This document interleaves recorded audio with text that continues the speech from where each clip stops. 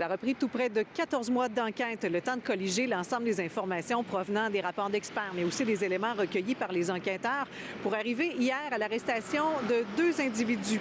Une femme d'abord d'une trentaine d'années et son conjoint, qui n'est pas le père de la petite victime, qui lui est un homme dans la vingtaine. Les événements, quant à eux, remontent au 1er janvier 2025. À ce moment-là, on est quelques jours seulement, peut-être même quelques heures à peine, après la naissance de la petite victime. C'est un citoyen qui a vu l'état de l'enfant à l'intérieur d'un logement situé dans le secteur du Vieux-Lévis qui s'en est inquiété, qui a alerté les policiers.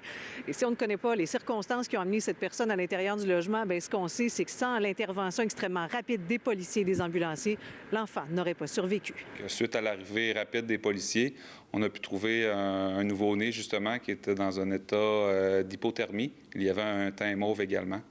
Donc, on a contacté rapidement les services ambulanciers et suite au travail de tout le monde, l'état de santé de l'enfant a été mis hors de danger. Présentement, l'état de santé du bébé est hors de danger au niveau de la santé physique, mais pour ce qui est de la santé psychologique et au niveau cognitif, là, on ne peut pas s'avancer présentement là, pour ce qu'il va y avoir dans les prochaines années.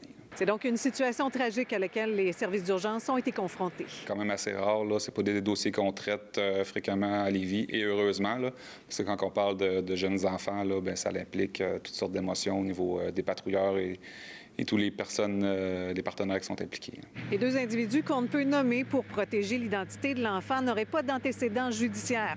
Par contre, selon nos informations, la mère serait connue des services sociaux et n'aurait plus la garde de ses autres enfants. Donc, tous les 2 ont été libérés sous promesse de comparaître. Ils seront de retour devant la Cour le 9 avril prochain. Ils devraient faire face à ce moment-là à des accusations d'omission, d'avoir fourni les choses nécessaires à l'existence d'un enfant, de négligence criminelle causant des lésions à cet enfant, mais également d'entrave au travail des policiers. À Lévis, Caroline Dumont pour Nouveau Info.